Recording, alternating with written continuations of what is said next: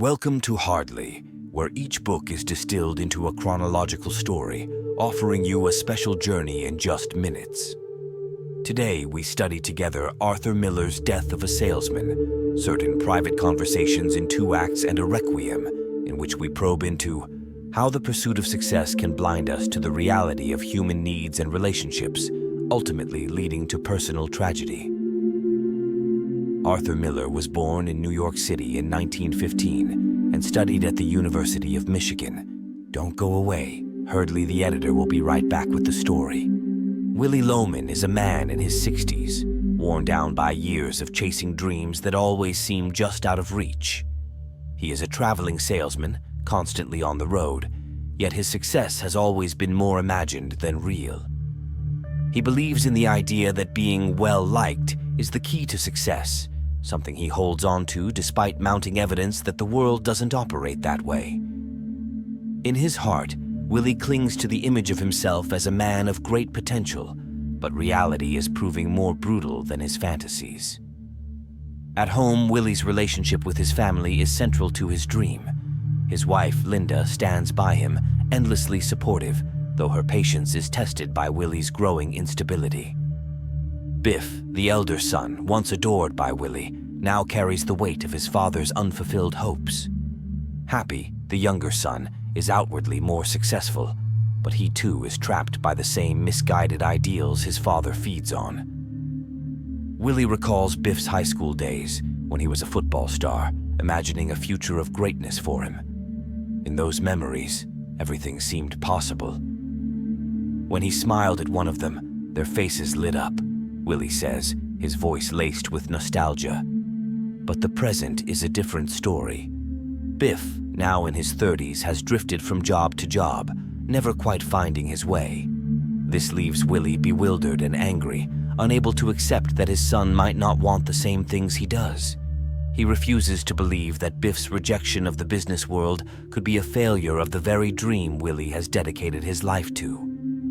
Linda, seeing her husband unravel, urges him to rest, to consider a less demanding role, but Willie's pride won't allow it. "I'm vital in New England," he insists, even as his career is crumbling. Willie's illusion is further fueled by memories of his brother Ben, who struck it rich in the diamond mines of Africa. To Willie, Ben represents the ultimate success story, the embodiment of what he could have been if only he had taken the right opportunities. The man knew what he wanted and went out and got it, Willie tells himself, as if repeating the mantra would somehow make it true for him too. Yet, as Willie continues to cling to this illusion of success, it becomes clear that the world around him has changed. The bustling city has encroached on his once peaceful home, and even his job is no longer secure.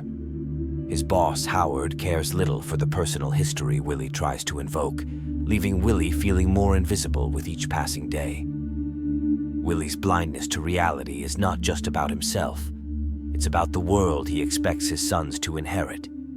He imagines Biff rising to greatness, regaining the status he once had.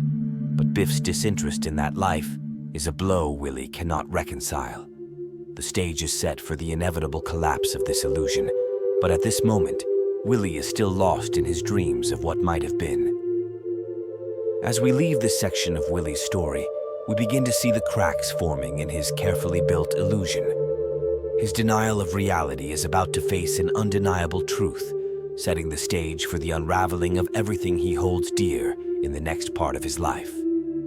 What follows is not just a man losing his grip on success, but on hope itself. As Willie Loman's life progresses, the cracks in his reality become too large to ignore. His confidence, once built on the foundation of being well-liked, is eroded by the indifference of a world that has moved on without him. By the time we reach this part of his story, Willie is struggling not just with external challenges, but with his own mental decline. The moment of truth arrives at Willie's workplace, a company where he has spent decades of his life. Hoping to negotiate a less demanding role, he confronts Howard, his young boss. Willie believes that his years of dedication and the relationships he has built will save him. But Howard is unmoved by Willie's pleas, telling him coldly, "I can't take blood from a stone, Willie." This rejection devastates Willie, signaling the official collapse of the career he had so desperately clung to. He is forced to confront the fact that he is no longer vital anywhere. At home, things are no better. Willie's relationships with his sons, particularly Biff, are spiraling out of control. Biff, tired of living under the weight of his father's expectations, confronts Willie about the unrealistic dreams he has imposed on the family. In a heartbreaking scene, Biff tells him, "I'm a dime a dozen, and so are you." For Willie, this admission is shattering, as it directly challenges the narrative he has built his entire life around, the belief that he and his family are destined for greatness. Willie's mental state continues to deteriorate as his reality slips further from his control. He retreats more frequently into his memories, particularly those of his brother Ben, whose success continues to haunt him. Ben, in these visions, symbolizes the life Willie believes he could have had. His mind drifts in and out of the present, and soon, his thoughts turn to an idea that seems like the only solution left: suicide. Willie becomes convinced that the insurance money from his death will provide for his family in a way his life never could. He tells himself, "After all the highways and the trains and the years, you end up worth more dead than alive." This period in Willie's life marks the breaking point. The once bold, confident man is now grasping at straws, believing that his death might offer his family something that his life has failed to give. The American dream he once held so tightly has disintegrated, leaving him lost and without hope. The play hints at a deep tragedy, that Willie, despite his many flaws, is a man trying to give meaning to his existence, even if his solution is self-destructive. As we move forward, we know that Willie's decision is nearing its conclusion. His hopes have collapsed, and all that remains is his final act. In the next part, we will see how this decision echoes through the lives of those he leaves behind. What does his sacrifice really mean? And will it bring the redemption he so desperately sought? Willie Loman's funeral is a quiet, modest affair. After all the years of dreaming big, of chasing success, of telling himself that being well-liked would make him a great man, Willie's life ends with only a handful of people gathered to say goodbye. His wife, Linda, stands beside his grave, bewildered by the emptiness of it all. "Why didn't anybody come?" she asks, the disbelief heavy in her voice.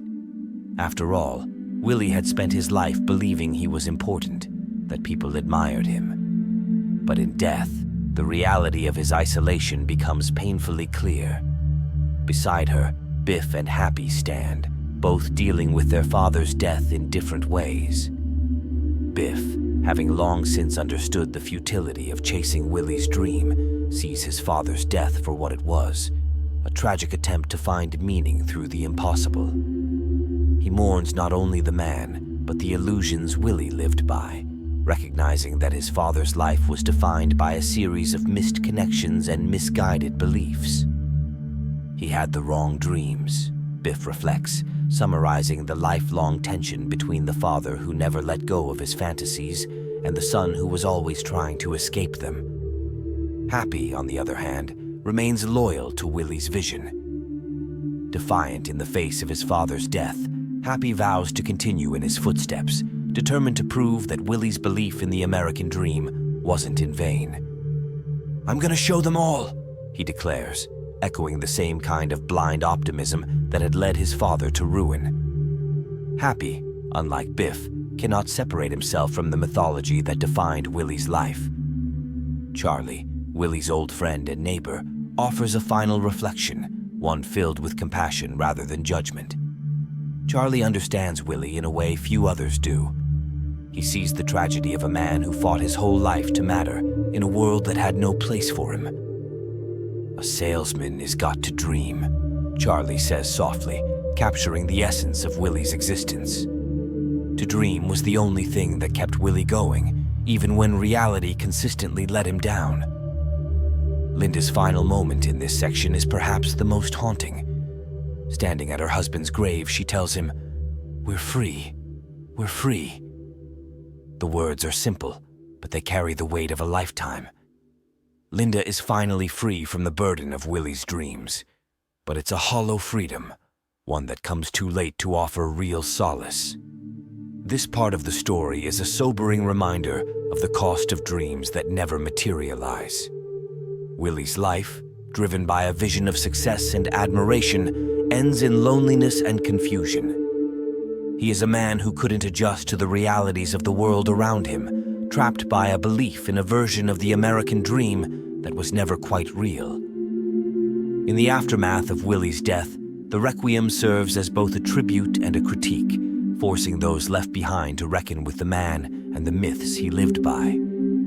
While Biff sees the futility of chasing a dream that never belonged to them, Happy remains bound to it, setting the stage for yet another cycle of hope and disillusionment. Willie's death doesn't bring resolution. It leaves open the question of what happens when we can't let go of the dreams that bind us. When we chase a dream that's never truly ours, like Willie Loman, we risk losing sight of the reality around us. Blind ambition, rooted in outdated ideals, can lead to fractured relationships, self-deception, and ultimate failure. Willie's obsession with success not only isolates him, but also causes him to place impossible expectations on his sons. In the end, his relentless pursuit of an illusion costs him everything: his career, his family's trust, and even his life, without ever reaching the fulfillment he seeks. As the editor of Hardly, through learning all the above, we may see that our future lies not in chasing shadows of success, but in understanding when to let go of the illusions that hold us back. Willie Loman's story is a powerful reflection on the dangers of clinging too tightly to a dream, especially one that fails to account for the realities of life. Throughout his journey, Willie's unwavering belief in the American dream and his conviction that success is measured by popularity and wealth leads him down a path of disillusionment. One of the most memorable moments in this tale happens during a flashback when Willie, full of pride, recalls the time Biff had stolen a football from the school locker room. To most, it's a clear sign of trouble, but Willie dismisses it, saying, "Coach will probably congratulate you on your initiative." This is one of the pivotal examples of how Willie's misguided ideals shaped not only his own life, but also that of his sons. His inability to distinguish between right and wrong in pursuit of the dream set the stage for Biff's eventual disillusionment and inability to meet his father's unrealistic expectations. This story offers a stark reminder that the pursuit of success without self-awareness can lead to moral and emotional blindness. Willie's inability to let go of these flawed ideals not only destroyed his relationship with his family, but ultimately his own life. The lesson here is clear. Clinging to outdated visions of success can prevent us from seeing the value in what we already have and can lead to the unraveling of our closest relationships.